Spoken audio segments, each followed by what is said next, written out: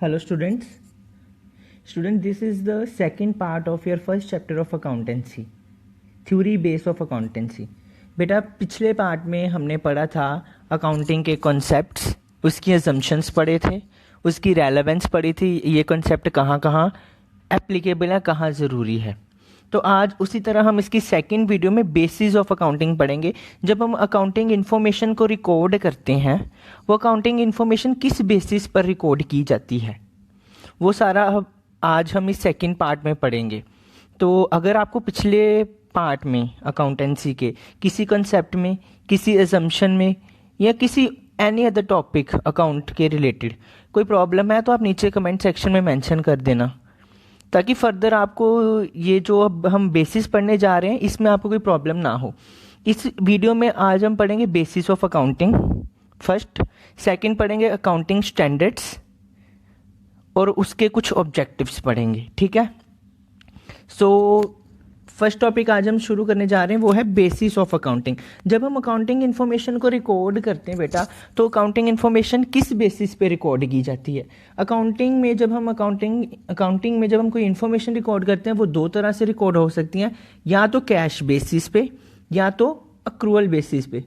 क्या बोला मैंने? या तो कैश बेसिस पे या अक्रूवल बेसिस पे। ठीक है, so first is cash basis. Cash basis क्या होता है? Under this system accounting transactions are recorded in the books of account only on the receipt and payment on cash। वो कह रहे हैं जब हम अकाउंटिंग को कैश बेसिस पे रिकॉर्ड करते हैं तो हम अकाउंटिंग में सिर्फ कैश की इंफॉर्मेशन रिकॉर्ड करेंगे तब जब या तो हम कैश रिसीव करते हैं या तब जब हम कैश पेमेंट करते हैं। फॉर एग्जाम्पल, अगर आपने किसी से कर्जा लेना है, मतलब आपने किसी को कर्जा दिया हुआ है, अब उसने आपको पैसे जब वापस कर दिए, आपने क्या किया? कैश रिसीव्ड किया, और कैश रिसीव्ड को हम रिकॉर्ड कर देंगे अगर आपकी कैश बेसिस ऑफ अकाउंटिंग है। एक और एग्जांपल लेते हैं, जैसे आपने फर्नीचर परचेस किया, आपने पेमेंट की। ठीक है, आपने पेमेंट की, आपने अपने कैश में क्या लिख दिया? पेमेंट, मतलब कर दी, और जिसने रिसीव किया उसने अपने लिख दिया कि इनकम आई मुझे।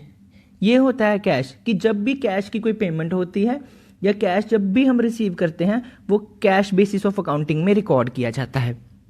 आगे देखो क्या लिखा है, the income is calculated the excess of actual cash receipts over the actual cash payment. जब हमारे जो कैश रिसीप्ट ज़्यादा हो जाती है कैश पेमेंट से, तो वो हमारी इनकम हो जाती है। ठीक है, फॉर एग्जाम्पल, जैसे अगर कोई हमने खर्चे किए हैं साल में, और साल में हमने कुछ अर्न किया, अगर तो हमारे खर्चे कम हैं तो इनकम हमें जो आ रही है ज़्यादा, तो वो हम कहेंगे उसको प्रॉफिट। तो इसके ऑपोजिट, अगर आपके खर्चे ज़्यादा हो रहे हैं, आपको इनकम कम हो रही है, तो उसको क्या बोलेंगे? Loss, cash loss. तो अगर हमें कैश में प्रॉफिट हो रहा है, उसको हम बोलते हैं इनकम। क्या बोलते हैं? इनकम। ठीक है, आगे देखो क्या लिखा है, entry is not recorded when payment और रिसीट इज मेयरली ड्यू। मतलब अगर कोई भी आपने काम किया है, उसमें अगर कोई चीज़ आपने परचेज किया, कर्जे पे ली है, तो आप उसको रिकॉर्ड नहीं करोगे, क्योंकि वो कैश बेसिस पे नहीं हुई, वो तो कर्जा लिया आपने, उधारी पे लिया चीज़। और अगर आपने किसी को पेमेंट करनी है, आपने उसको बोल दिया मैं पेमेंट करूँगा आज, मतलब आने वाले टाइम में करूँगा तेरे को पेमेंट, बट उसको बोल दिया कि होएगी, बट वो भी पेमेंट अभी हुई नहीं है, तो वो भी अभी रिकॉर्ड नहीं करेंगे। कैश बेसिस में सिर्फ हमने कैश, अगर एक्चुअल कैश जो अर्न किया है या जो पेमेंट किया, उसको रिकॉर्ड करेंगे। कोई ड्यू या कोई आउटस्टैंडिंग एक्सपेंसेस, कोई अक्रूड इनकम से कुछ रिकॉर्ड नहीं करेंगे। आउटस्टैंडिंग एक्सपेंसेस होते हैं कर्जे देने, खर्चा देने की बात की गई है बट अभी दिया नहीं है, आउटस्टैंडिंग है, बात की है कि आपको देंगे 10 दिनों के बाद, 20 दिनों के बाद, बट अभी दिया नहीं है। अक्रूड इनकम भी वैसे ही होती है, जब हम किसी ऑफिस में काम करते हैं, उसने हमें सैलरी देनी है पर अभी दी नहीं है, सैलरी की डेट नहीं आती, वो होती है अक्रूड इनकम। बट जब मिलेगी फिर हम सैलरी को रिकॉर्ड कर देंगे। जब आप किसी को खर्चे पे करोगे तब हम रिकॉर्ड कर देंगे, खर्चे पे कर दिए हैं, सैलरी आ गई है, इनकम आ गई, तब रिकॉर्ड करेंगे। ठीक है, कैश बेसिस में सिर्फ हम कैश की इंफॉर्मेशन रिकॉर्ड करेंगे, एक्चुअल कैश जो हम रिसीव करते हैं या एक्चुअल कैश जिसकी हम पेमेंट करते हैं, बाकी किसी और चीज़ की पेमेंट नहीं होगी। आई होप आपको क्लियर हो गया होगा cash basis of accounting. Next is accrual basis of accounting. बेटा ये क्या था, ये भी ध्यान से सुने। Under this system of accounting revenue and expenses are recorded when they are recognized, that is the income is recorded as income when it is accrued irrespective of the fact whether cash is received or not। accrual basis of accounting में बेटा क्या होता है, अगर cash basis की बात करें, cash में तो तब हम ट्रांजेक्शन्स रिकॉर्ड करेंगे जब एक्चुअल टेक प्लेस हो, बट बेटा accrual basis of accounting में क्या होता है, हम इनकम एंड एक्सपेंसेस को तब रिकॉग्नाइज करेंगे जब इनको खर्चने की या रिसीव करने की बात शुरू हो गई है। ठीक है, ये देखो, that is income is recorded as income when it is accrued, that is when transaction take place irrespective of the fact whether cash is received और नॉट। जब आपकी कोई ट्रांजैक्शन हो गई है, आपको कैश मिला है नहीं मिला है, तो आप इसको रिकॉर्ड कर दोगे एज ए रेवेन्यू की इनकम होने वाली है अक्रूअल बेसिस में। ठीक है, similarly expenses are recorded when the items are incurred or become due when the cash is paid for them and not the cash paid for them. मतलब जब आपने खर्चे, जो खर्चा करना है उसकी ट्रांजैक्शन कर दी है, जैसे आपने कोई फर्नीचर लिया उधारी पे, ठीक है, आपने फर्नीचर की बात कर दी, आप लोगे, बट एक्चुअल अभी आपने पेमेंट नहीं की, बट ये अक्रूअल बेसिस में रिकॉर्ड कर दिया जाएगा, चाहे आपने अभी कैश पेमेंट की या नहीं की, अक्रूअल बेसिस में रिकॉर्ड कर दिया जाएगा। ठीक है, सो डिफरेंस समझ लगा। कैश में हम ट्रांजैक्शन जो है तभी रिकॉर्ड करेंगे जब हमें एक्चुअल कैश रिसीव होएगा या एक्चुअल कैश की पेमेंट करेंगे। ठीक है, और अक्रूअल बेसिस ऑफ अकाउंटिंग में हम जो रिकॉर्डिंग इन्फॉर्मेशन है तभी कर देंगे जब ट्रांजैक्शन टेक प्लेस हो, वेदर आपको कैश रिसीव हुआ और नॉट रिसीव्ड। ठीक है, कैश आपको मिला या नहीं मिला कोई फर्क नहीं पड़ता। अक्रूअल बेसिस ऑफ अकाउंटिंग में जब भी कोई ट्रांजैक्शन टेक प्लेस होगी आप उसकी रिकॉर्ड कर दोगे। ठीक है बेटा, अब इसका मेजर एक बारी फेस थोड़ा सा डिफरेंस नीचे पढ़ेंगे, मतलब अगले पढ़ते हैं इसका डिफरेंस, ताकि आपको जो मेजर डिफरेंसेस हैं इनमें से क्लियर हो जाए। ठीक है, तो बेटा अब हम इनका डिफरेंस देखते हैं, अक्रूअल बेसिस का और कैश बेसिस में डिफरेंस क्या है, ताकि आपको इनका मीनिंग और क्लैरिटी से समझ सके। बेसिस में फर्स्ट है recording of transaction. Accrual basis में both cash and credit transactions are recorded, इसमें कैश और क्रेडिट दोनों ट्रांजैक्शन रिकॉर्ड की जाती हैं, बट कैश बेसिस में only cash transactions are recorded. ये मैंने आपको अभी भी बताया, अक्रूअल में क्रेडिट की ट्रांजैक्शन भी रिकॉर्ड करेंगे और कैश की भी, बट कैश में तो ऐसे नेम्स ही आपको पता चलता है कि इसमें सिर्फ कैश की आइटम्स ही आएंगी। ठीक है, प्रॉफिट और लॉस, प्रॉफिट और loss is ascertain correctly due to the complete record of transaction, क्योंकि इसमें आपने क्रेडिट रिकॉर्ड भी रखा और कैश भी रिकॉर्ड रखा है, इसलिए आपको प्रॉफिट और लॉस एक्यूरेटली पता चल जाएगा फॉर्म का। ठीक है, correct profit is not ascertain because it record only cash transaction. Definitely cash में सिर्फ कैश की ट्रांजैक्शन आ रही हैं, क्रेडिट की ट्रांजैक्शन या और कोई ट्रांजैक्शन नहीं आ रही, इससे हमें ट्रू प्रॉफिट और लॉस नहीं पता चलता। ठीक है, distinction between capital and revenue, this method make a distinction between capital and revenue item. जो अक्रूअल बेसिस ऑफ अकाउंटिंग है बेटा, वो हमें डिफरेंस शो करता है कि कैपिटल आइटम्स कौन सी हैं और रेवेन्यू आइटम्स कौन सी है। ठीक है, अगर कैश बेसिस की बात करी जाए, this method does not make a distinction between capital and revenue item.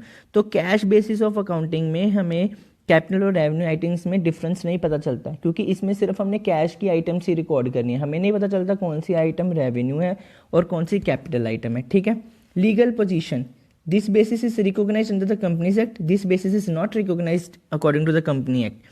ठीक है बेटा, अक्रूअल बेसिस को कंपनीज एक्ट में भी रिकॉग्नाइज किया गया है, उसकी एक पहचान है, क्योंकि कंपनीज एक्ट ने इसको अपने प्रोविजंस में मेंशन किया है, और कैश बेसिस ऑफ अकाउंटिंग को कंपनीज एक्ट ने अपने प्रोविजंस में मेंशन नहीं किया। सो बेटा अब बताओ, आपके व्यू पॉइंट से अगर आप एक कंपनी चला रहे हैं तो आपको कौन सा बेसिस अकाउंटिंग का रखना पसंद करोगे, अक्रूअल बेसिस के कैश बेसिस, आपको किस में ज़्यादा फायदे होंगे? नीचे कमेंट सेक्शन में मेंशन करके अपने व्यूज़ जरूर दें। अगर आप एक कंपनी चला रहे हैं, आप एक बिजनेस कर रहे हैं, आप उसमें कौन सा बेसिस ऑफ अकाउंटिंग रखना पसंद करोगे, अक्रूअल बेसिस का कि कैश बेसिस का? ओके, हमारा अब नेक्स्ट टॉपिक है बेटा concept of accounting standard. Accounting standards क्या होते हैं ये डिटेल में पढ़ने जा रही हैं, क्योंकि ये इंपॉर्टेंट टॉपिक है, ये आपको आता ही आता है, क्वेश्चन 4 मार्क्स में भी आ सकता है और 3 मार्क्स या 1 मार्क्स में भी पूछा जाता है, what is the accounting standards. ठीक है, accounting standards are written statement. Accounting standard जो है एक रिटन स्टेटमेंट होती है। ठीक है, issue from time to time by institution of accounting professionals. Okay बेटा, हमारे इंडिया में कुछ अकाउंटिंग इंस्टीट्यूशन होते हैं जो इन्फॉर्मेशन प्रोवाइड करते हैं आपकी फाइनेंशियल स्टेटमेंट कैसे बनती है, तो उनको बोला जाता है इंस्टीट्यूशन ऑफ अकाउंटिंग प्रोफेशनल। ठीक है, वो टाइम टू टाइम जो है इशू करते हैं return statements specifying uniform rules and practices for drawing the financial statement. वो जो स्टेटमेंट इशू की जाती हैं रिटर्न, उसका क्या पर्पस होता है? उसका मेन पर्पस ये होता है कि जब भी आप फाइनेंशियल स्टेटमेंट बनाएं उसमें एक रूल्स फॉलो किए जाएं, एक प्रैक्टिस फॉलो की जाए, ताकि जो इंटरेस्टेड यूज़र हैं उनको समझने में प्रॉब्लम ना आए। क्योंकि बेटा अगर एक चीज़ याद रखो कि अगर हर फर्म, हर इंडस्ट्री, हर बिजनेसमैन अपने अपने तरीके से अपने रिकॉर्ड या अकाउंटिंग इन्फॉर्मेशन बनाने लग जाएगा, तो इंटरेस्टेड यूज़र को हर एक फर्म का डाटा समझने में कॉम्प्लेक्सिटीज आएंगी। इसीलिए अकाउंटिंग स्टैंडर्ड ने एक यूनिफॉर्म रूल बना दिए हैं कि जितनी भी फर्म्स होंगी इंडिया में वो उसी रूल्स के अकॉर्डिंग अपनी फाइनेंशियल स्टेटमेंट प्रिपेयर करेंगी, ताकि जो इंटरेस्टेड यूज़र हैं उनको हर फर्म का अलग अलग जो क्रिटेरिया है उसे समझने में प्रॉब्लम ना आए। क्योंकि इंटरेस्टेड यूज़र को भी पता चल जाएगा कि हर फर्म में सिमिलर ही प्रैक्टिसेस यूज़ होती हैं, वो उनको समझेंगे और उनका डाटा जो है इंटरप्रेट करेंगे, समझेंगे। ठीक है, तो ये मेन काम होता है अकाउंटिंग स्टैंडर्ड्स का कि रिटर्न स्टेटमेंट इशू करते हैं time to time by the accounting professionals specifying the uniform rules and practices to be follow at the time of making the financial statements. ठीक है, समझ लगा मीनिंग अकाउंटिंग स्टैंडर्ड्स क्या होता है। अब हम देखते हैं अकाउंटिंग स्टैंडर्ड्स का मेन ऑब्जेक्टिव क्या होता है, उनका अकाउंटिंग स्टैंडर्ड इशू करने का मेन पर्पस क्या होता है बेटा। ठीक है, देखते हैं। First is accounting standards are required to bring uniformity. Accounting standard का मेन पर्पस यही होता है कि ब्रिंग करे यूनिफॉर्मिटी। यूनिफॉर्मिटी मतलब हर फर्म ने जो रिकॉर्ड मेंटेन किए हों उनका तरीका सेम हो।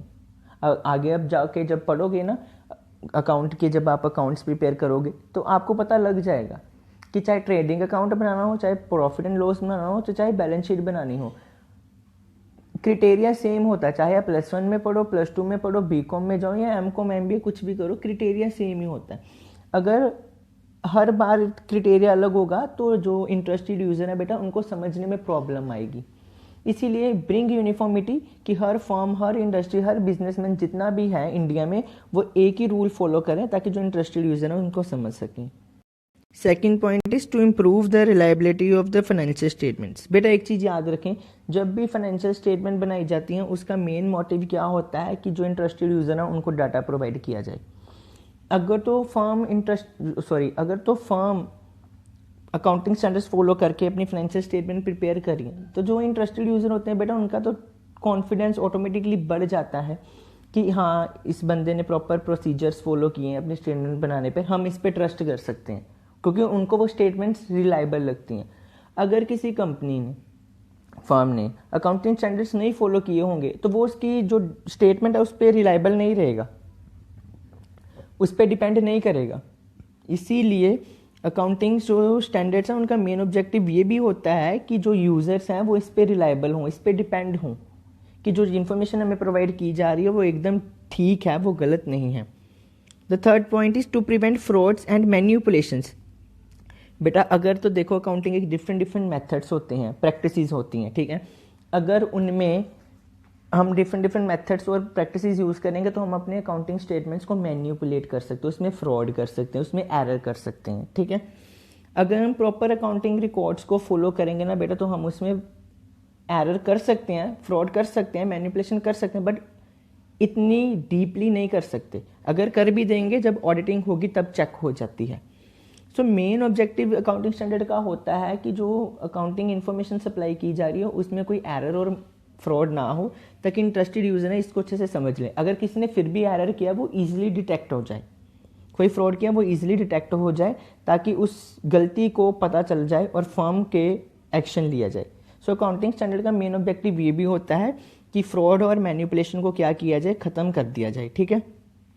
Next, to help auditors. अभी मैंने बात किया कि अगर यूनिफॉर्मिटी आ जाती है बनाने में कि हर फर्म एक ही प्रोसीजर फॉलो करेगी और वो स्टेटमेंट रिलायबल भी हो और उसमें फ्रॉड भी नहीं होएगा, तो ऑडिटर के लिए स्टेटमेंट्स को चेक करना ईजी हो जाता है। बेटा auditor is the person who check the accounting statements.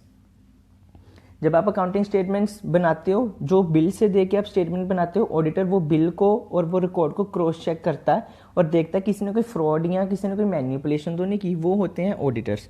तो बेटा जब अगर आप डिफरेंट रूल्स फॉलो करोगे तो ऑडिटर को हर फर्म में डिफरेंट रूल, डिफरेंट मेथड देखने को मिलेंगे और वो भी कंफ्यूज होगा। अगर रिकॉर्ड बनाने में यूनिफॉर्मिटी होगी, उसको स्टेटमेंट समझने में ईजी आएगा, ईजीनेस फील होगी, तो वो जल्दी से अपना काम चेक करेगा, क्विक काम होगा, क्विक डिसीजन मेकिंग होगी। सो ये थे कुछ 4 पॉइंट्स ऑब्जेक्टिव के जो हमें बताते हैं ऑब्जेक्टिव ऑफ अकाउंटिंग स्टैंडर्ड्स। सो इससे आपका जो ये चैप्टर है कंप्लीट होता है। आप अच्छे से इस चैप्टर के कंसेप्ट, इस चैप्टर की अजम्पशंस, इस चैप्टर के जो हमने पढ़े basis of accounting, cash basis, accrual basis, उसका डिफरेंसेस और कंसेप्ट ऑफ अकाउंटिंग स्टैंडर्ड बेटा अच्छे से समझिए, क्योंकि ये 2-3 चैप्टर होते हैं अकाउंट में जो थ्योरी पे होते हैं और इसकी थ्योरी आपको समझना बहुत ज़रूरी है। Whether practical is more important, all we know that, but theory is also very important. क्योंकि अगर आपको थ्योरी ही समझ नहीं आएगी बेटा तो आप फिर प्रैक्टिकल कैसे करोगे? क्योंकि अगर आपका बेस ही नहीं होगा तो आप प्रैक्टिकल भी नहीं कर पाओगे। सो आपको थ्योरी अच्छे से समझनी है कि आप फिर बाद में जब प्रैक्टिकल करो आपको उसमें किसी भी तरह की कोई प्रॉब्लम ना आए। ओके, आई होप आपको मैं जो समझाने की कोशिश कर रहा हूँ समझ लग जाएगी। सो अगर अब आपको किसी भी वीडियो में अकाउंटेंसी की कोई प्रॉब्लम है तो आप कमेंट सेक्शन में मेंशन कर दो, आपकी प्रॉब्लम सॉल्व कर दी जाएगी। Okay, thank you.